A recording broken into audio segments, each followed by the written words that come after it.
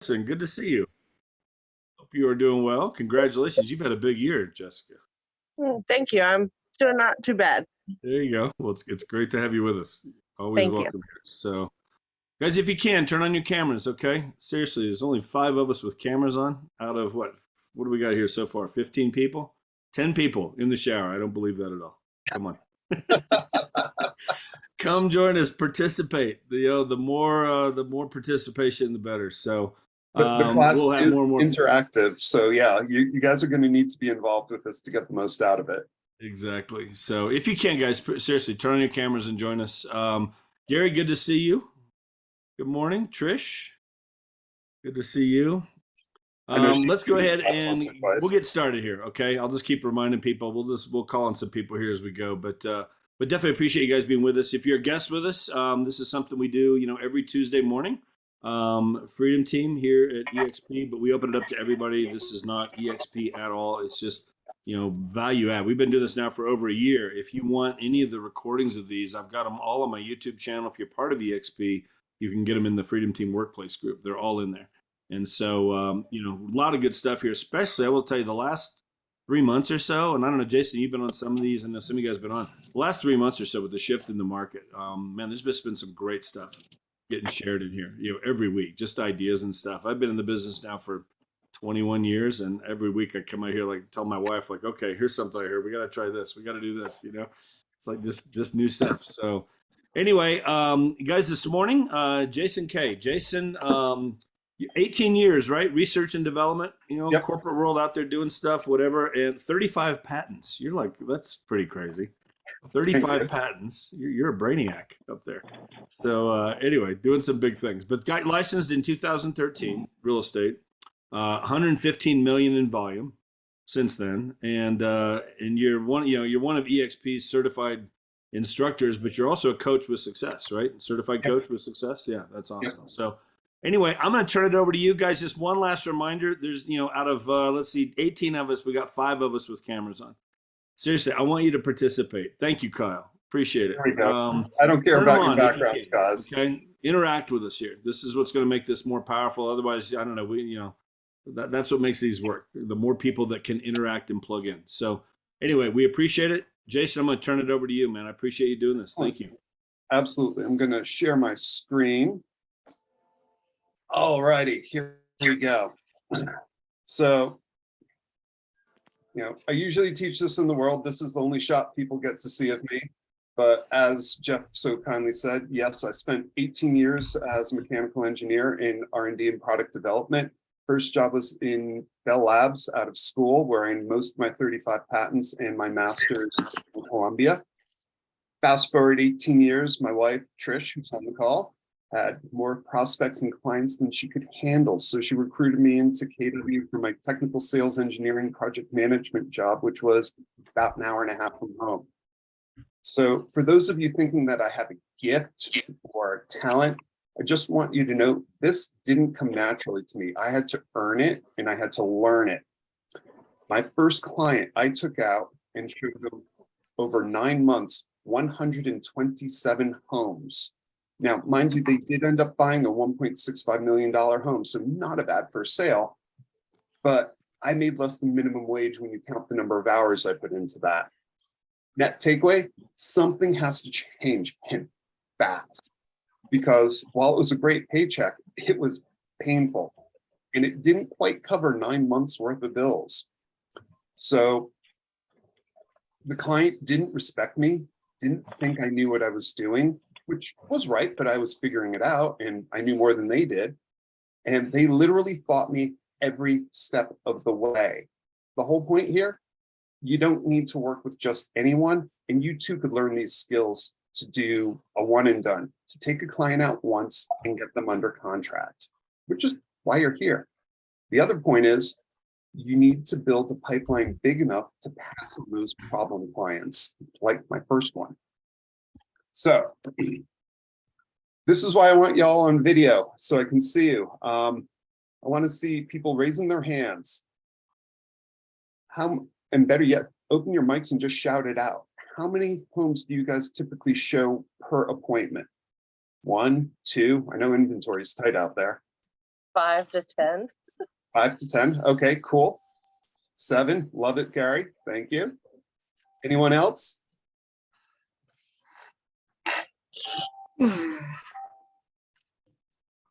All right. So we're going to be a quiet class. You're going to see where this is going in a second. So how many times do you take a client out before writing an offer? 1, is it 2, is it 5? Come on, shout it out, guys. An average of 2 to 3 times. That's At least pretty 2 good. to 3. Awesome. Love it.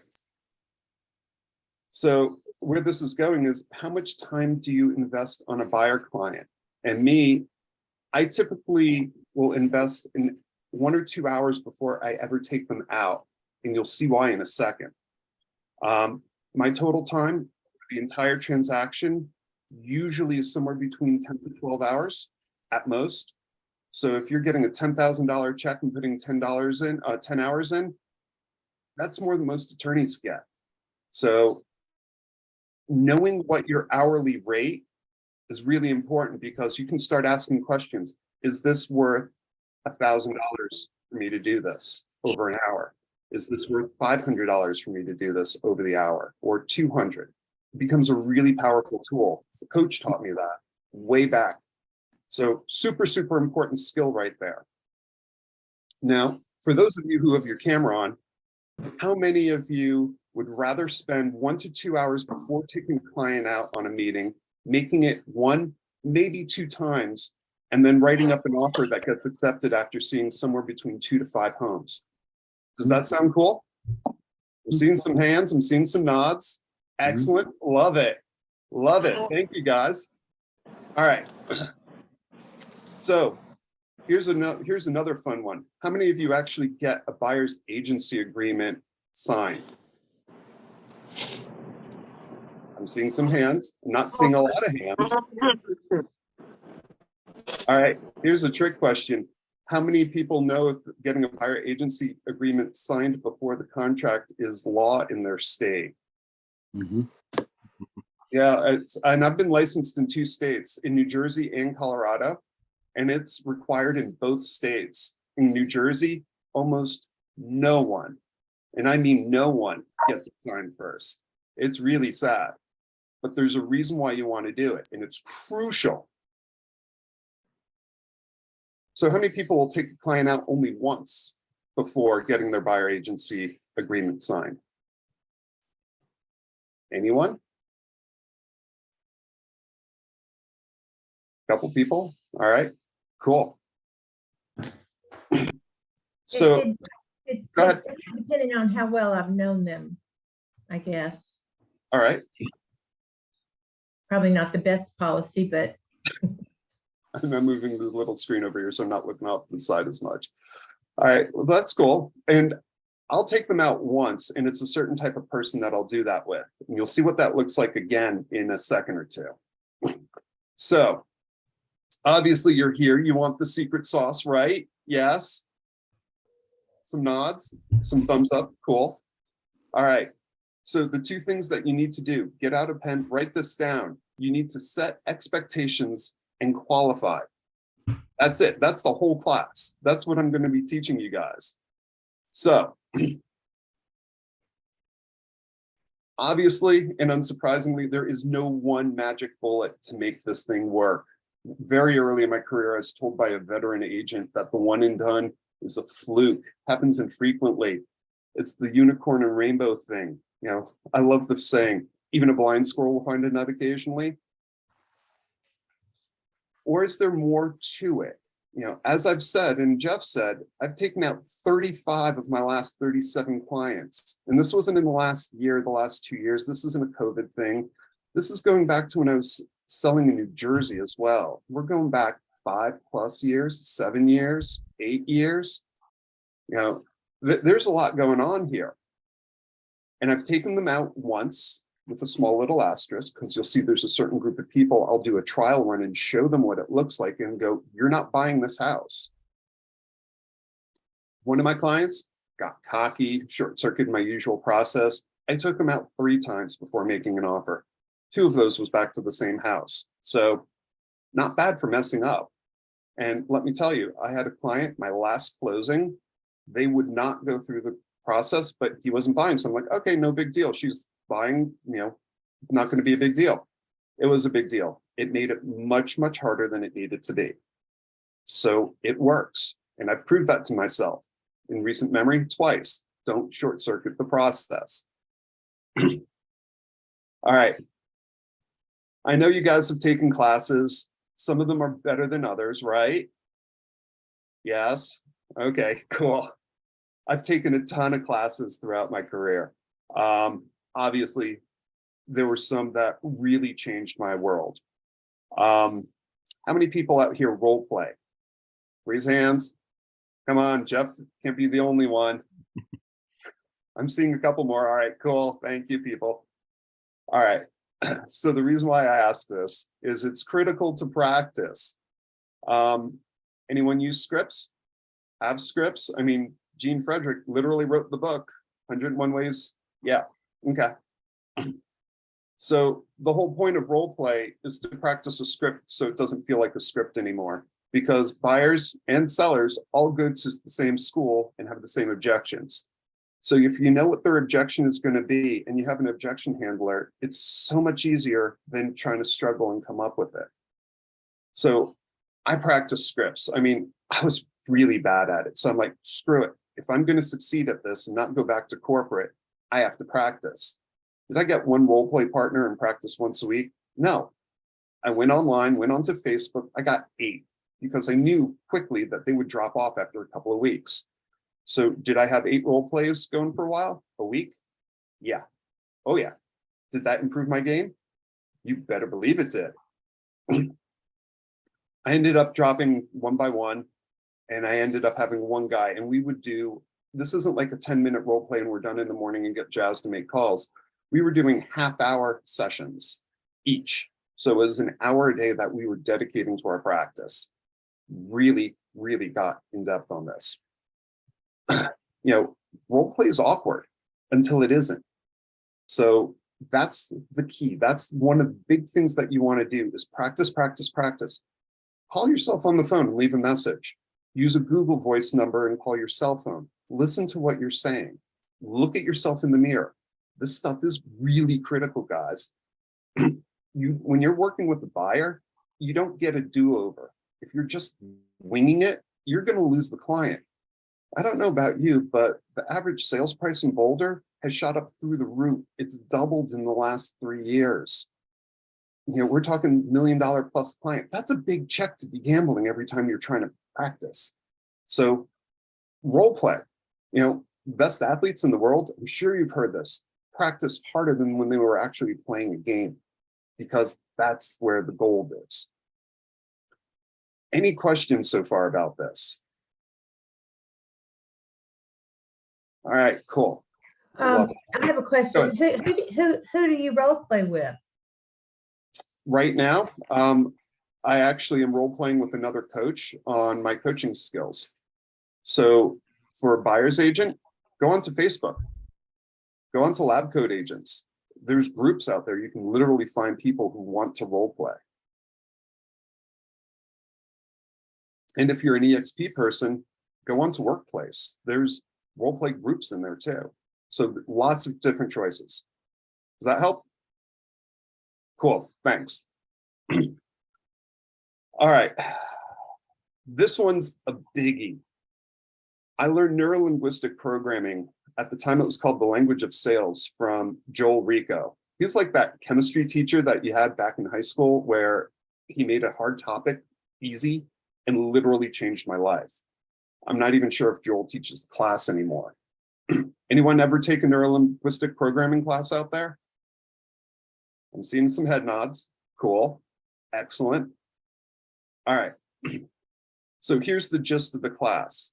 It's just as important as how you say something as to what is actually being said. Many agents, they're uncomfortable with this. They think it's unethical, that I'm imposing my will on people and brainwashing them. It can't be farther from the truth. The only thing this helps with is communication, being heard and being understood. The only thing this does for me is help bring clarity to my clients so they can make a decision and quickly, because last year, up to April this year, you didn't have time to think. If you like the house, you needed to act on it. And some homes here that are priced slightly under market, especially in the lower end, still need to do that. There's still multiple bids going out there. So you still need to be able to act quickly. Why is that important? How can my clients do that? Well, it's obvious to them and clear to them what their path forward is, so they know what they need to do and when they need to do it. This isn't just for the engineers out there and the accountants and the people that like to have checklists. It's critical for everyone. And that's a big part of why I can actually get everything lined up, and I take clients out once. And in many cases, I don't even take them out. They see a house online and go, I want to make an offer. My last 2 clients, after the market has slowed down, have done that. Think about that for a second, what that would do for your time and not doing 8, 10, 12 showings, writing up multiple offers. All right, this one's also huge. Coaching. How many people have had coaches or have coaches right now or mentors? I'm seeing some hands. Excellent. Very cool. No, I'm not selling my coaching skills, but if you want, we can talk later about that. I personally have had several coaches over the years. I've set goals with them. One was to be more productive, but one never specifically listed. Then I got Russo as a coach, and she was more visionary than accountability. It was, where do you see yourself in 3 years' time, 10 years' time? Writing affirmations. Really? Affirmations? Sure. Okay, right. Engineer, didn't believe in it. Guess what? It works. It really works, because the more you say something, the more you see something, the more you write something down by hand. And I don't mean cut and paste on the computer. I mean physically writing it with a pen and paper. The more you look for ways, and the more your subconscious looks for ways to make that thing happen.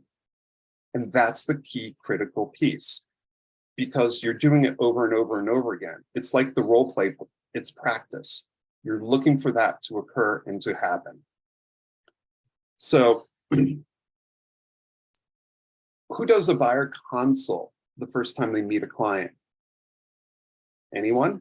I'm seeing some head nods. Seeing a hand or two. Okay, cool. Yeah, I do that. That's huge, because that's the first part of qualifying and setting expectations. And that is the big key here. How many people actually interview the client before doing a buyer consult? Phone call, figure out what they want to see, what they can afford. Are they actual real, or are they a tire kicker? Yeah, key stuff. All right, so let's see if I can get this going in the chat. I'm actually going to throw this up here if I can get it to work. All right, bear with me for a second. This is the LPMAMA while I'm getting this thing spinning. Bear with me 1 second while I'm actually fighting with it. Here we go. All right. You could Google it. You could go look up your own. I have people I've talked to who actually will email this out to their clients and have them fill it out. I like to do it as a call. I like to call people and have a conversation. And the way you control the conversation is by, and yes, I'll drop the slides in at the end too. The way I control the conversation is by asking questions. A lot of them. This is the LPMAMA. You can look down, location, price, motivation. That's where the acronym comes from. And then put this into a CRM. All right, trick question. What's the best CRM out there? The one you use. Yes, Jeff, the one you use. Yeah. I don't care if it's an Excel sheet, a shoebox, it's the one you use. So use it, follow up with it, because if you just have it on your computer, never open it, you won't know to follow up. And the gold is in the follow-up. I didn't make that line up. I got it from somebody else. So anyway, back to the LPMAMA. I ask what they do for a living. I try to learn their DISC profile. and then change my behavior and mode of speech to match them and their significant other. That's called getting into rapport. That's part of neurolinguistic programming. By the way, that class, neurolinguistic programming, when I took it, was 18 weeks long. It had homework. I made recordings of the class. I listened to the recordings over and over again. I redid the homework. I mean, I got aggressive with this stuff to get better. And let me tell you, it paid off in spades. So moving on, I mentioned the disc. How many people know what the disc is? All right, Jessica, I'm going to pick on you. Why would you use disc in real estate? Unmute your mic. There you go. Use disc in real estate. That way, you know how they go about making their decisions. Yep, If it's more emotional for them or more analytical. absolutely. It's also how to communicate to them. The colors on this handy dandy little chart I stole off the internet somewhere aren't random. The D and the I, they're warmer personalities. The D is the driver, direct. The I, chatty Cathy. The C and the S's, those are cooler, more passive personalities. The S is, you don't rock their ship, they're steady. The C is compliance. They like checklists. They can be a bit stubborn. D's can be a bit stubborn.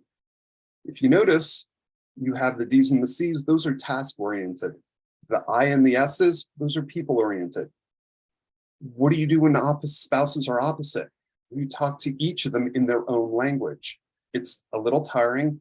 It can be a bit challenging, especially if it's not your typical disc profile. And by the way, most people are not just one letter, but a combination of letters. If you get a DC, that's your typical executive. So if someone's a C-level executive, that's what you're going to be with. They're probably going to run over your emotions and not even notice they're doing it. DC's nickname, don't care. They like checklists. Give them the checklists. Your accountants, your engineers, those are your SCs, scaredy cats. How many people have had an engineer? Anyone? As a client? Yeah. You know, you're smiling, you're shaking your head, you're nodding, you know exactly what you have to do. You have to bury them in data. Here's the comps, here's the homes that sold in the neighborhood last week, last month. Here's the similar homes that sold in the, you just absolutely bury them because they're going to make a spreadsheet and compare it. And at the end of the day, if you don't do your job right, they're going to go, well, the house should be $3.42 less than what I'm paying for it. I'm overpaying. It's like, guess what? The market's gone up. So you know how you have to talk to these people.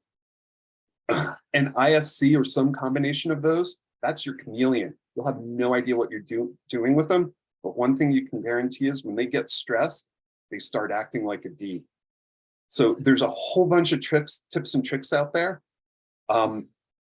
If you're on EXP, there's recordings from Michael Abelson, who is the disc god. Go listen to them. Really, really cool stuff.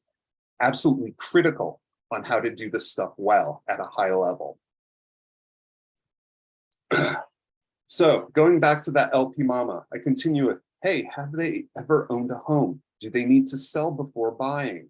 These aren't on here, but that will give you a listing lead in disguise.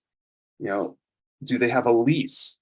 Well, when's their lease up? I don't want you to be homeless, right? I don't want you to have to be in temporary housing or do a double move. Michael Abelson. Look up Michael Abelson disc on Google, and you may find his company, TII. Amazing stuff there. Thank you, Trish. So I ask, are you pre-qualified? No? Okay, are you paying cash or do you need a referral? Here's a huge one. And this one always tripped me up when I was doing role play. Do you have another agent? Yes. Okay, great. You should really work with that agent because I don't want to step on anyone's toes. By the way, that's my script. I don't want to step on anyone's toes. You know, obviously you want to ask what they're looking for. Are they looking in another area? What price, size, number of beds and bath, how much land, you know, all the usual stuff. This thing that I circled, I've hijacked it. Instead of what are the 3 things you're looking for in an agent, which I've asked once because someone fired their agent, so I want to know what they're looking for. But usually what I ask is, what are the 3 must-have features that you want in your home? And if there's a significant other involved in this, what I tell them to do is, each of you write your own lists down and then merge it and get back to me and tell me what that is.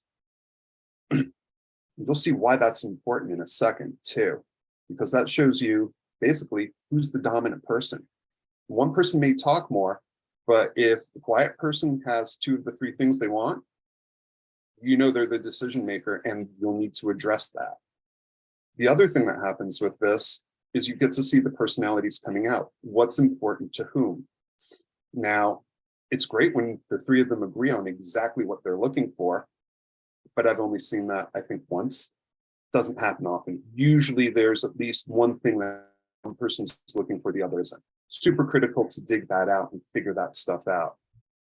And I have a great little story I'll tell you in a second on why that's critical. Next thing you do, Gene Frederick loves using this phrase, Team A. Tell me more about that. Tell me about yourself. I ask, why? Why are those things important? What are you going to do with that 3rd bedroom? Is it going to be an office, a guest room? Are you planning a family? Will an office versus a bedroom work, or a nook, or something else? So Trish loves to remind me, tell me more about that. Super important script, write it down. What will that do for you? This is called going deep, because people will go, oh, I really want an open floor plan. Why? Because I like to entertain. Great. How many people do you like to have over? Do you like to have a small gathering, or do you need a big gathering? Now, that's getting kind of personal. Why? It's like, well, if you like big gatherings, you probably want a big island and a huge kitchen, right? And plenty of parking for your guests. Oh, didn't think of that. So this is how you also build rapport, because the client hears you asking the question and you are listening to it. Now they feel important. Super, super, super important thing. Do y'all get that now? I'm seeing head nods. Cool. Making the client feel important and heard is absolutely critical during this phase, because now they will be open with you and won't hide things. And I've had clients hide things from me, and it really makes the process difficult because I can't help them if I don't know what they're looking for. All right, last critical piece of doing a killer buyer consult is just this. The key point is not to give information, but set the buyer's expectations through information. It sounds very similar, it's very subtle, but the importance is huge, and you'll see why in a second. It is so much easier for a client to believe you and hear you when you say, do you remember when? Than trying to convince them that those nerves after making an offer is normal and they shouldn't withdraw it, or that the other side is moving as fast as they can with those inspection issues and getting contractors in. So, if someone won't spend an hour to learn, and I just reinforced this about a month ago, if someone won't spend an hour to learn what the process is they're going to be going through over the next month or two, it will only make it harder. Do you even want to work with that client who will fight you every step of the way, who's going to ruin that Christmas party that you're going to because they're calling you at 7 o'clock at night going, I want to cancel the contract? Speaking from experience. Do you want to work with that person who is going to fight you and drain you so you miss that next listing appointment, or cost you tens and tens or 20 or hundreds of hours versus a couple of hours? I typically spend an hour to an hour and a half on a buyer consult. Usually it's an hour and a half. Hour only if they've bought or sold recently. I send it beforehand and ask, did you read it? No. Hey, it's all good. We'll go over it. Yes. Hey, it's all good. I just want to highlight a few items. Sorry, let's try that again. I want to highlight a few key items and answer your questions. By the way, what's that say about either of those disc profiles? I'll give you a hint. If they read it, they probably have a fairly high C. If they didn't, they're everyone else. Notice, I also said it's all good to both of them. It doesn't matter how they answered the question. First time buyer versus a seasoned pro. Hey, great. Have you ever bought in Colorado? No? Okay, it's going to be different than the last time you bought. When I was in New Jersey, I had a lot of people from Manhattan, stockbrokers, whatever, buying a home. Buying a home in New York is exactly backwards than that of New Jersey. That was a key critical thing to know because these people didn't want to sign the contract to make an offer. They think they're buying a home. Well, in New York, you are. In New Jersey, you don't sign the contract, you're not making an offer. You're not buying the home. So know what's going on with in your client's head if you're looking at multiple markets. Oh, you've bought somewhere else? Hey, guess what? Colorado's going to be different. Oh, you did buy in Colorado? Great, fantastic. When was the last time you bought? Well, why? Because they're continuously updating the paperwork here. You know, the contract from a year ago is different than it is today. You know, we have revisions a lot of times that come out twice a year. January, major ones are coming out here right now. I've already seen the red lines. You know, we're up to, I think, 18 or 19 pages now. I had a client whose contract was a page and a half.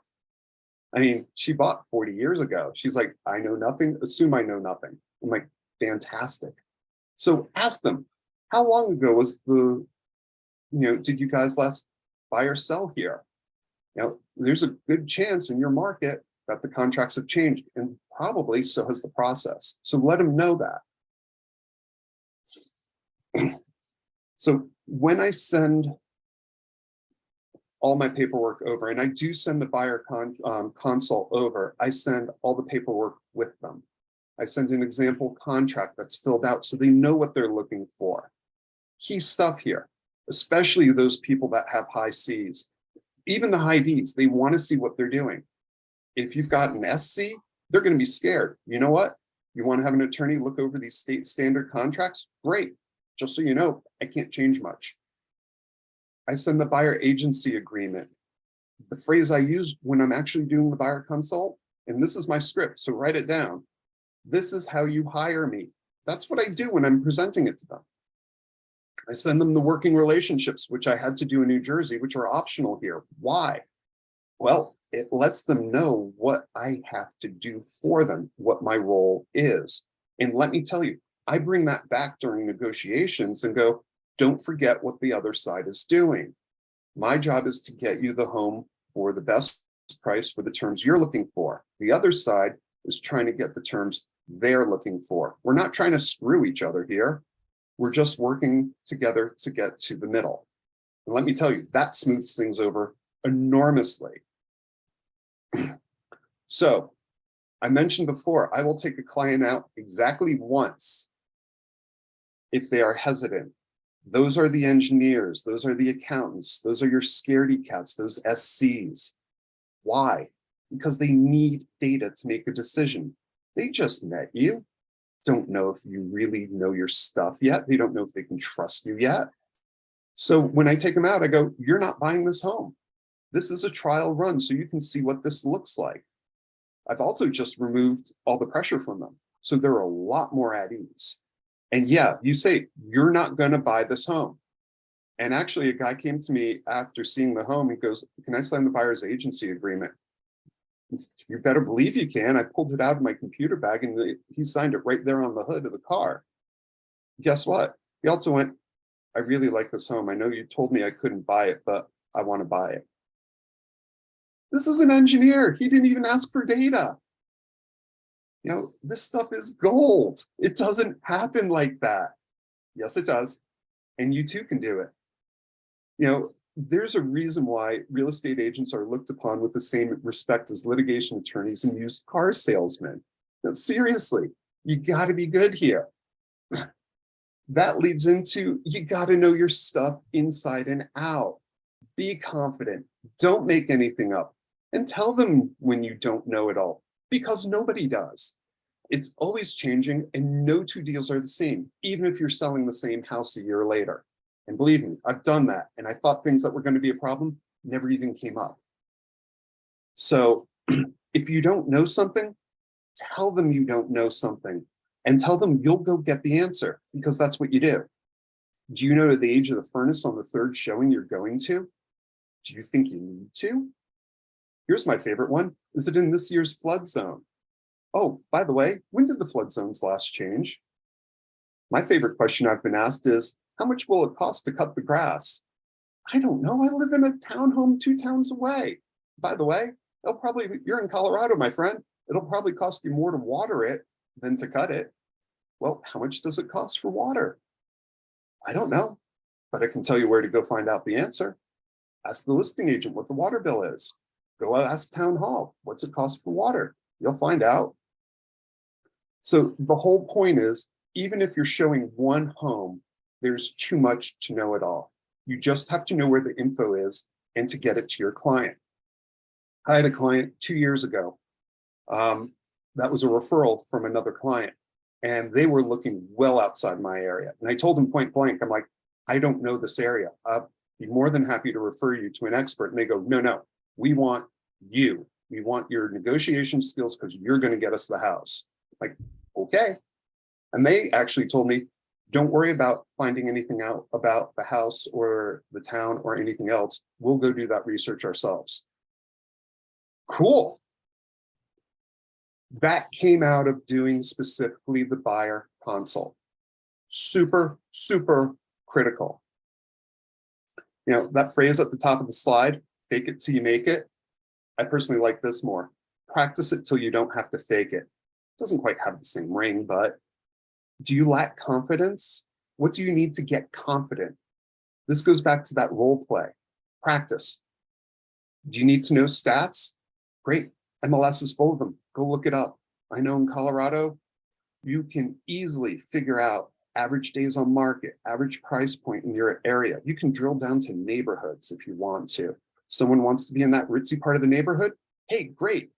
You know the average list price here is $1 million or 2 million or 500,000. It makes you look like an expert. Do you need to know it all? No. Can you look it up before the meeting? Absolutely. All right, so this is my buyer consult.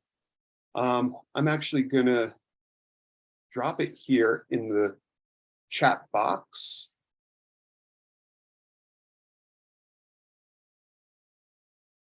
While that's uploading. The reason why I did that is because I have done a lot of R&D on this. Rip off and duplicate. Most of these slides have come from other agents. It's a PDF. Feel free to use what you want. Type things out, change it, make it yours. So, who has ever told their clients, I want you to be comfortable with this decision to buy a home? Yeah, I'm seeing some smiles, some hands, some head nods. I don't do that anymore because I've had clients who are not and never get comfortable with the idea of owning a home and being that much in debt, even at closing.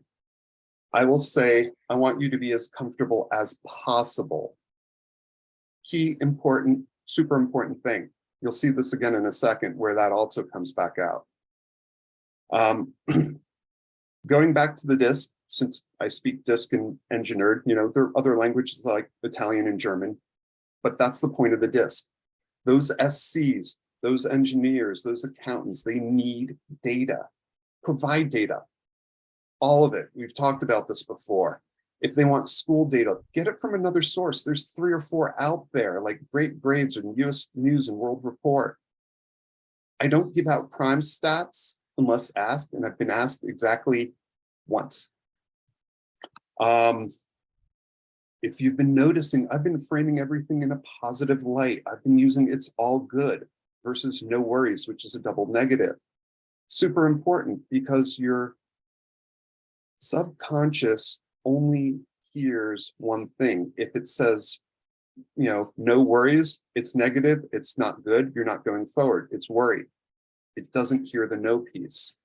If you're hearing it's all good, oh, it's all good.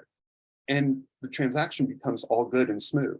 It really works. It sounds hokey. The engineer in me still doesn't believe it, but there's so much data backing it up. I do it and I believe it now. Those high Ds, especially a executive, top line, 1 sentence summary. My favorite example was, I had this guy, super chatty wife, executive. I'm showing them a house in a nice part of town, and it ticks every single box that they want. I know this is the house that they're buying.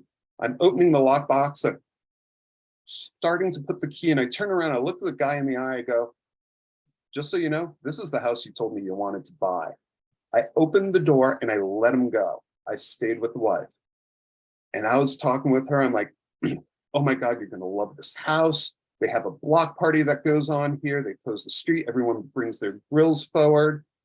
Now, did I know about the block party beforehand? No, the agent told me. Did it sell the house to her? Absolutely. Because that's who she was. I was speaking her language and I was helping her make that decision.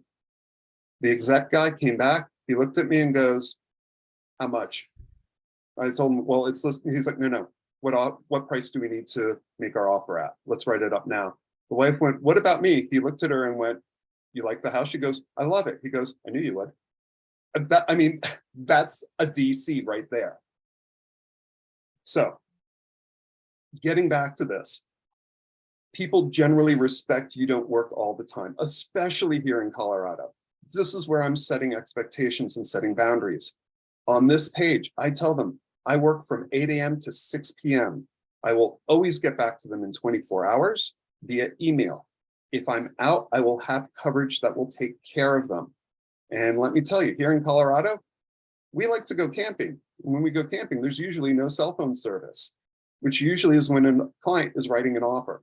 So make sure you have coverage and someone's taking care of them, because I've done this standing on the roof of the car on 1 foot, trying to get that 1 bar of cell phone coverage and breaking up. And I see Jeff laughing because he's done this. It's not fun. So I also tell them that I never talk or text with clients after I've had 1 drink, because drunk texting is bad. I usually get a giggle, especially this time of year. The other super important line that is not here is, and write this one down, I typically only show clients 5 to 8 homes before they decide which one to buy, and I show them the best homes first. Why do I do that? Well, obviously I show them even fewer typically. I'm typically around 1 to 3 homes. Out of my last 3 closings, 2 of the clients, I've never showed them the home until inspection. And one of them, I wasn't even there for the inspection. So why is this so important? Because I'm giving them permission to buy what they like when they first see it. They don't have to shop around. The other thing this does is, a lot of times they'll start ghosting me. I won't hear back from them, or it's like, yeah, I'm just not seeing what I'm liking. Don't want to go out. It's like, they know if they want to go out and see a home, they're probably going to buy it unless they see something they really don't like. Let me tell you what that does for my time. I'm not going out on 10 or 20 or 50 showings. I don't have those problem clients that go, oh, I like to kick tires, just with that one line. That line again, I typically only show clients 5 to 8 homes before they decide which one to buy, and I show you the best homes first. Now, there's an asterisk on this one, and it's those pesky engineers. Being a recovering engineer, I can say that. Those high SCs, I'll continue with, do new homes come on the market? Yes, all the time. Why do I add that in for those? Well, if they've been looking, especially right now, they're going to be nervous that they don't like anything that they've seen. This is giving them permission to be patient. Super, super important. All right. Moving on, this slide. I go through this slide, the whole thing. It's the whole buying process. Change it for what is required for your state. Now, guidelines. Super important thing. I talk about when I get paid. Most people are really nervous about talking about money, but this is so critical because transparency equals comfort. You know, I tell them I get paid at closing. You don't buy from me, I don't get paid. I don't get reimbursed for my time that I've spent or expertise. That usually gets a lot of the attorneys with serious respect because they know exactly what that looks like. If they're litigation, they don't win, they don't get paid. Some of them do, some of them don't. Anyway, here's another key critical thing that I tell them. I tell them they're likely not to sleep the night they make an offer or once it's accepted. I'll go in and tell them that my wife and I on our last home, or the home before that, we wake up at the middle of the night, it's 2 or 3 o'clock in the morning. I roll over and look at her and go, you can't sleep either? No. Don't we tell our clients this is going to happen? Yes. When I talk to my clients the next day, they laugh about not sleeping and having a horrible night's sleep. That's the power of setting expectations. Super, super, super critical. That's when they calm down and carry on. That's when you can truck out the, do you remember when? Because now they stop freaking out and they go, oh yeah, you said this was going to happen. This is normal.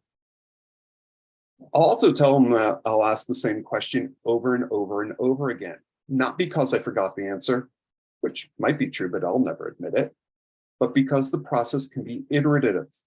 This is likely one of the largest purchases of their lives until they buy their next home. It is a very, very big deal.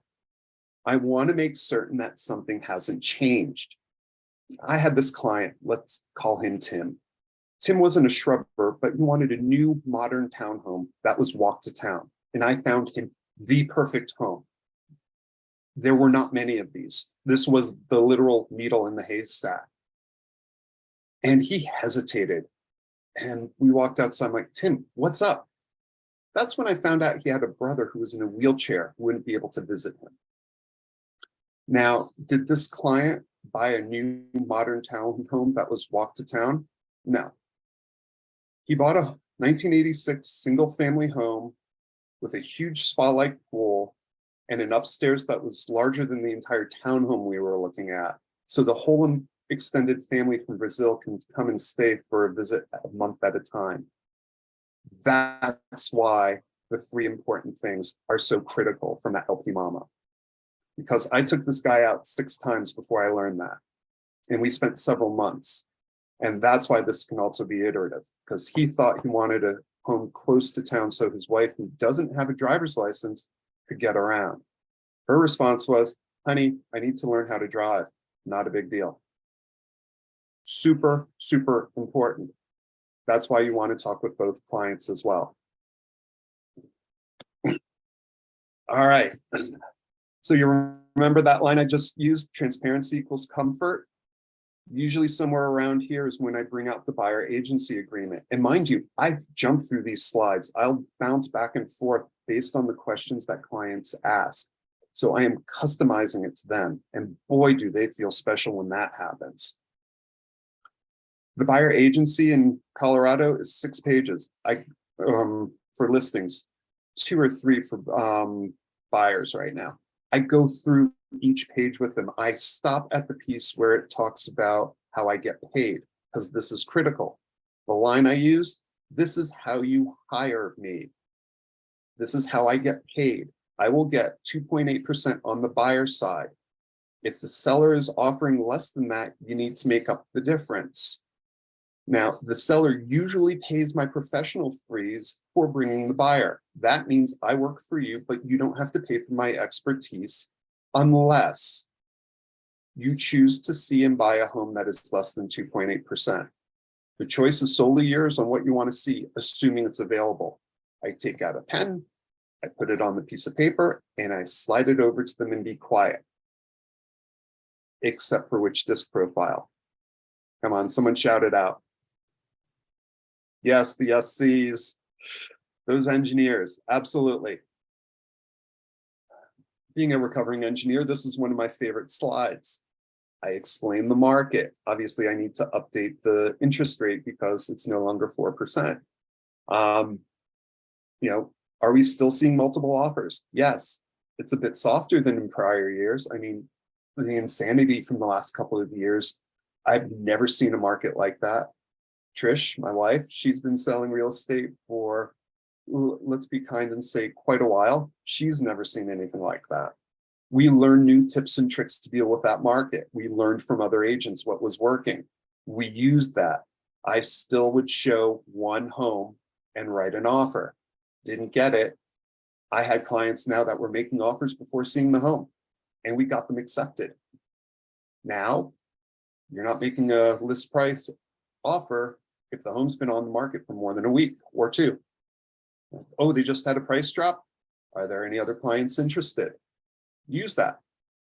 And this is the conversation you have with your clients.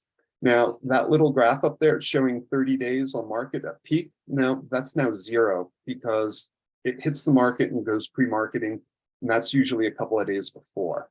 And I tell my client that, you can still get 2 offers on the same weekend after 20 days because there was just a price drop, and in essence, that triggers it to look like it's fresh on market.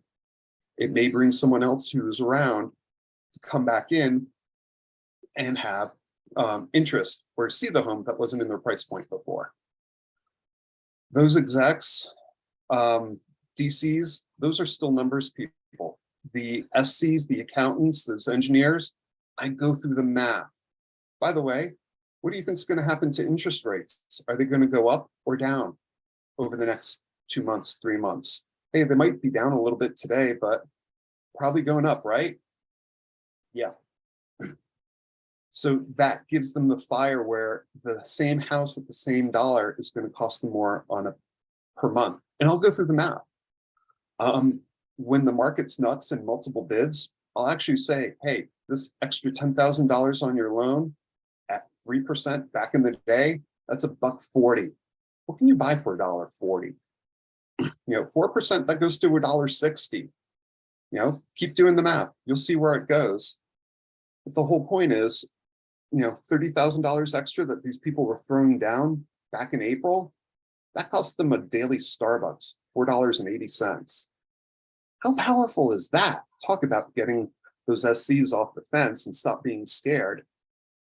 Now they're going to be more scared about not doing something. So with rates going from 3% to 6%, that means the mortgage payment of $2,500 a month,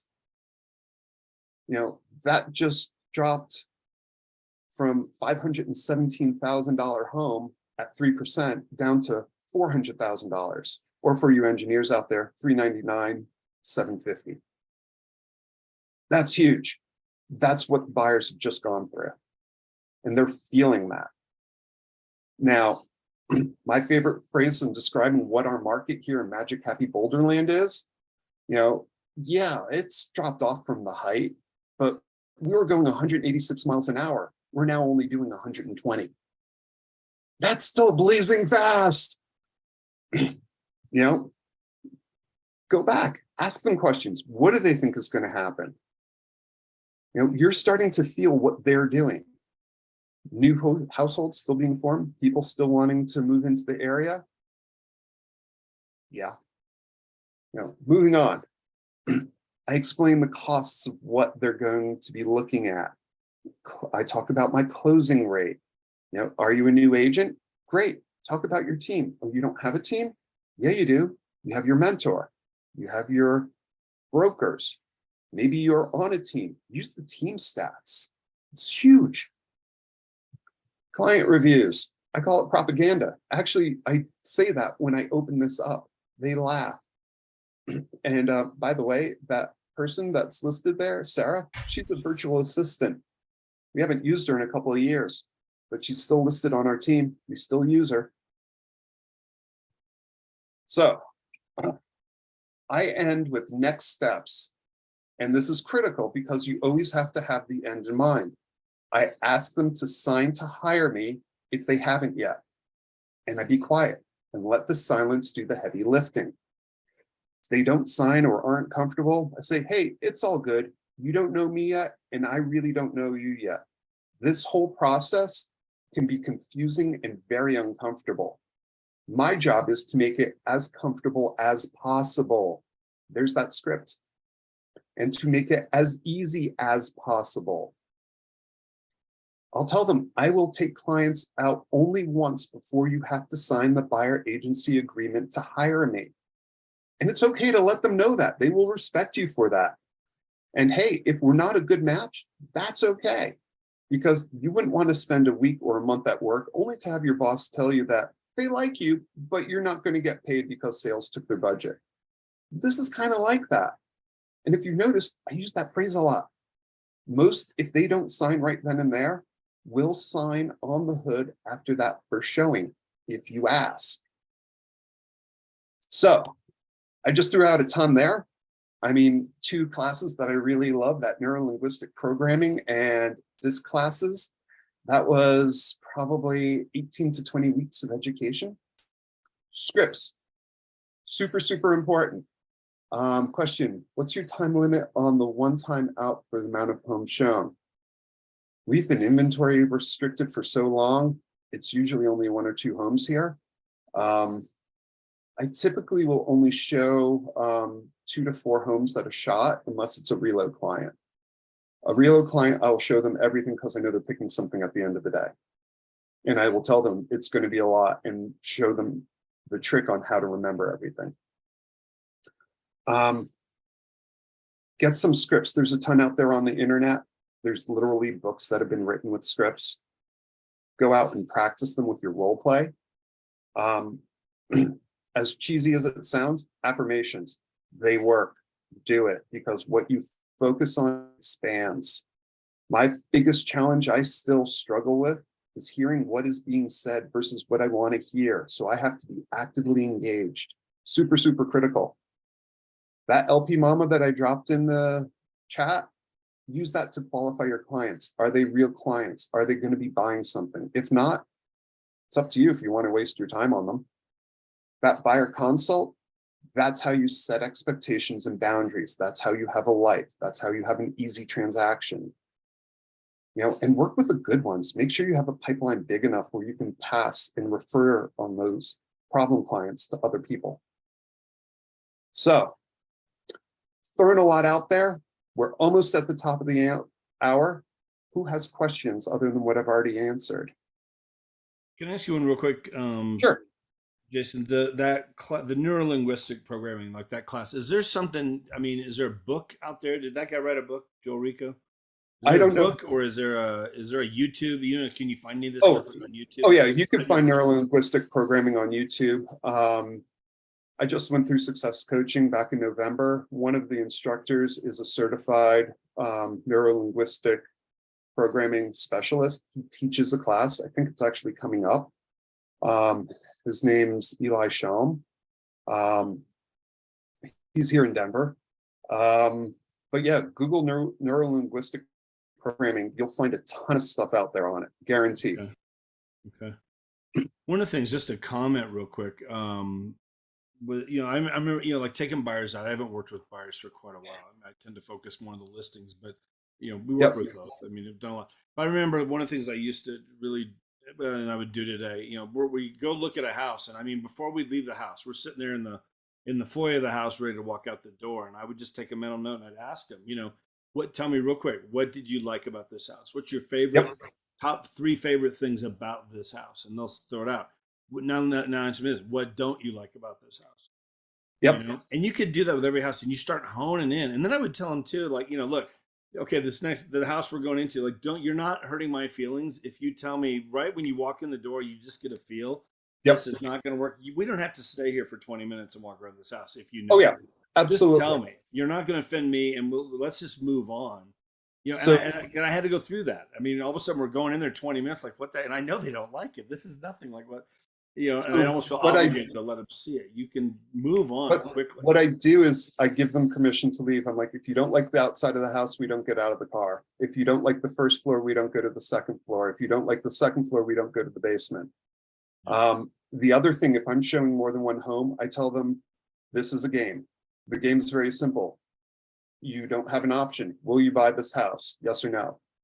And it's comparing this house to the next house. And that is something that I do, especially with the reload clients. It's which home do you like more? Not like, well, I like the yard in this one, but I like this. It's like, no, you're buying the house with the yard. Which one are you going to buy? So what that does, and this is what I tell them, is it keeps only one house in your mind at any one point in time. And for those engineers, if we do go see a house first and then come back, it's like, okay, you remember that home on 123 Main Street? Yeah, the one that you said you would buy, but you're not interested in, yeah? Okay, your job is, will you buy this house or that one when we walk out? And I'm gonna ask you that. And I do, and it keeps it very clear in their mind what home they like the best. Because if they see 7 or 8 homes and they're not liking anything they want, it's like, okay, let's stop. Let's go to a coffee shop, grab some internet and go look in other areas and see if there's something else, either a different price point, different section of town, different town. And that helps immensely. And I've done that. And then we made appointments, gone out, and they went and bought a house. They bought the house, the second one or first one I showed them right then and there. Mhm. Super huge, powerful stuff. Really makes your life easier. Your clients love you for it. Good. One thing you mentioned, and it's kind of it's on this topic a little bit, about there are, here's the listing is offering 2.8%, but in my buyer agency 3%. Just understand there's a shortage in my fee. That Yep. There is another training we did, and if you haven't seen it, guys, if you're on here again, if you go to my YouTube channel, if you're in EXP, go to Workplace. Aaron Ken, who's a big agent, top 50 Keller Williams in the world before he moved over here a while back, but we've been good friends for 20 years now. Aaron did a whole training on how to get your full commission every time, and really, really powerful. I would tell you guys, go back and watch that if you haven't seen it. Because again, we all think there's so many people out there. Well, this is only paying 2.5%, and oh well, I guess I just got to suck it up. I'm just going to get less. No, you can get your fee. The seller doesn't determine your fee. Your Jeff, buyer what'd agency agreement with your client determines your fee. And Jeff, what'd you say his name was? Aaron Ken is his name. Yeah, you can find that again if you go to the YouTube page or go to the Workplace group. You'll see that in there. But really, really good training that he did. So where he really breaks down how he does that and how he handles that with his clients. So anyway, just to put that out there. Any questions for Jason? I appreciate your time. We can go a little bit over here if we need to. If there's any, Jessica, go ahead. When you were, I don't remember which slide it was, but you're saying you give them all of the paperwork before you meet with them in person. Yep. I Have emailed a them. list of what you mean by all the paperwork. Depends on the state. So I will actually go share my screen and show you the folder that I use. Let me move the zoom up here so it doesn't do the infinity thing.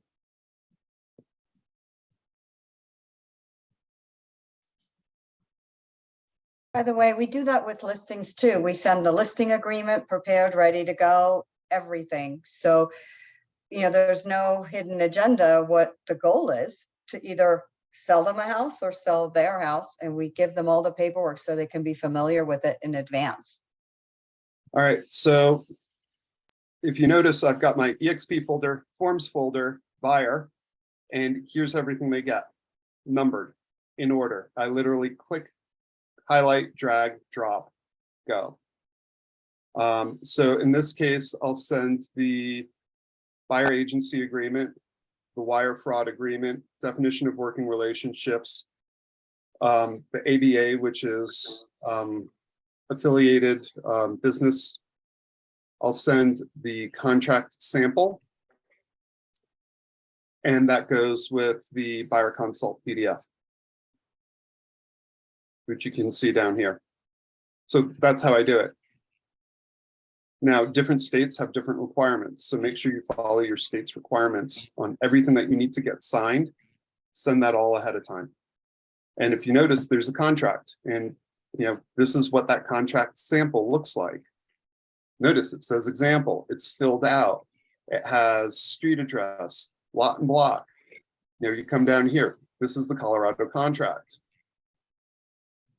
Let me move you guys over. So you're seeing dates filled out.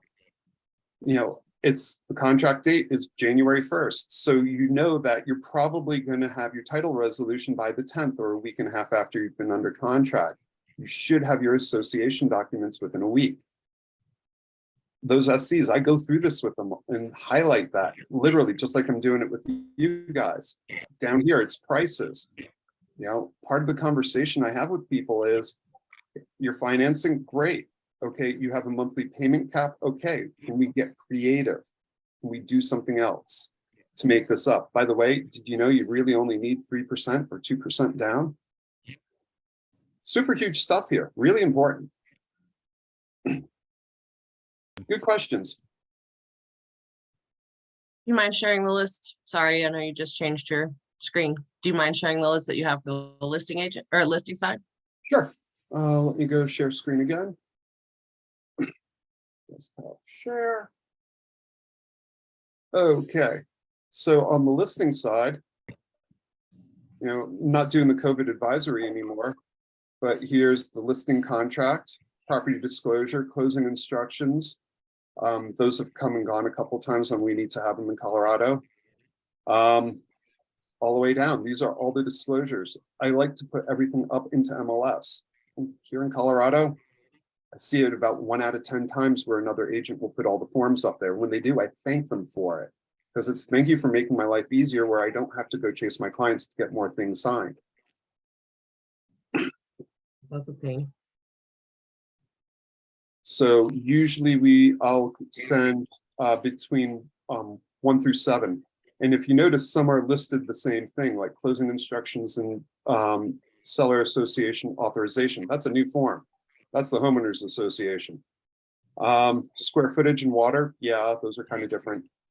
Will I fill in the square footage for them and check assessor's box? Yes. The only thing I fill in on seller's property disclosure is source of water, because I'll look that up for them because they probably don't know. And I'll ask them, do you have a well? No. Okay.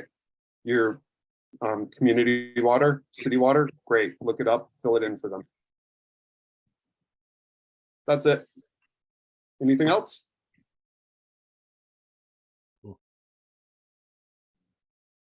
Good stuff. I think one of the things you mentioned was just, setting the expectations up front. And I think for all of us guys, I mean, it's so easy in this business to let the business run you. And then, you get resentful after a while and you get burnt out and all this kind of stuff can happen. Whereas if you just treat it like a business and just, what business runs 24/7? Nothing, except a lot of us sometimes, because we allow it to happen. We allow our clients to call us at 10 o'clock and we answer the phone. And it's like, you can have a life in this business, if you just set it up ahead of time. And here's how I work. I love, Jason, when you said, on your form, I work 8 to 6. I'll always answer Jeff Rose. 4 hours, like all that kind of stuff. Like you're just setting that up and people respect it. They get it. I've got kids, I've got, this, I've got whatever, like they'll just respect that, whatever. Now, again, if it's the night before closing and there's something that we're dealing with and it's 9 o'clock, believe me, I will be there with you. Like we're not going to let a deal fall apart because of my office hours, but just understand usually along the way, when we're still 2 weeks out from closing, there's nothing that urgent that has to get done by 10 o'clock tonight, usually, that can't wait till tomorrow morning. I mean, if you're on top of your deadlines and all that stuff, it's like you can really run this and be a pro. And I think it's just, be a professional in this business. That's why this business sometimes can, people do look at us sometimes as used car salesmen. We're just flying all over the place. It's like, be a And pro.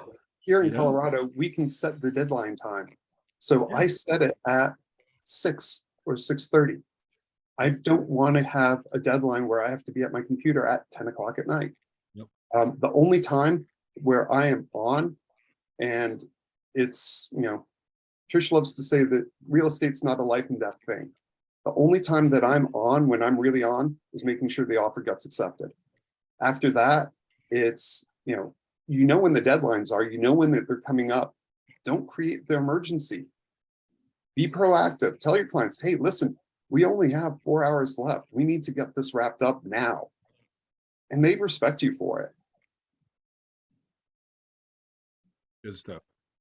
One last thing, I'm going to share my screen here real quick, Jason, because you did mention this. It's not totally on the topic, but just so you guys can see this. This is going around Facebook and stuff. If you haven't seen this, I mean, I've seen it in some realtor groups, and I think it's important that we be educating the buyers right now, educating the sellers, like especially like the buyers. They're looking at the interest rates. That's all they're thinking. They're hearing the news. They're reading the headlines, and educate them beyond the headlines. Okay, the headlines are doom and gloom and climb in a bunker and cover up yourself for the next 6 months.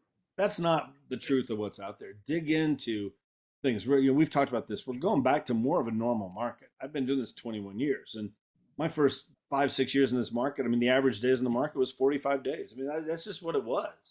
What are we up to now? Like 28 or something? And everybody's like, oh my God, look, no, it's not the end of the world. Like, But here's the thing right here. Like, you look at the 6 months ago listing price, 450, today, 450, sale price would be 500 because of all these offers, and we're jacking the price up. That's what it would be.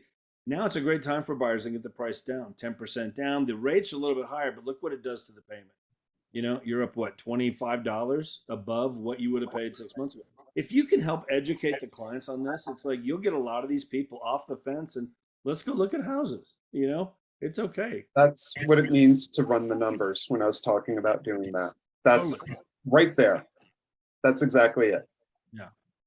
I think it's just important because, again, there's still a lot of business to be had out there. It's slow right now. It's the holidays. It's Christmas week. But really come January, I mean, I'm telling you, my Januaries have always been, the phone just starts boom. It's like we just get going because there's pent up demand that starts happening this time of the year in December. People not out there looking. But if you work this right and get the word out and start, educating your buyers and renters that are in your database and stuff, and people that are reaching out to you on leads, you can be out there showing homes and getting things under contract come January easily. It can be a big year coming up here. So anyway, any last thoughts or questions, guys? Anybody? Appreciate everybody sticking around, being on here. So we will not be here next Tuesday, just so you know. We are going to take 1 week, a little bit of a break, with the holidays and stuff. Our next time back will be Tuesday, January 3rd. It'll be the first Tuesday. So we always just do an open forum mastermind. So bring anything and everything real estate in here, marketing stuff, questions about a specific deal, just anything you want to bring in. And we'll dig in and we'll all work together to get those things figured out and solved. Those are always good. So we'll do that 2 weeks from today. Okay. But again, if you're a guest with us, you're always welcome. We open this up to everybody every time. Anything we can do to help you in your business, guys, we're here for you. If you're with EXP, again, this will be uploaded into the workplace group within the next hour. If you are not with EXP and you want the recording of this, let me know. I can email it out to you, text it to you. But you can always find all the recordings and everything in my YouTube channel. Put them all in there just so you guys have access to them as well. Okay. Guys, thank you very much. Jason, awesome. Thank you so much. Thank you, Jeff. Appreciate it. Trish, thank you. Guys, thank you for being here. Have a great rest of your week. Have a Merry Christmas if we don't see you. Okay. Take care. Thank you.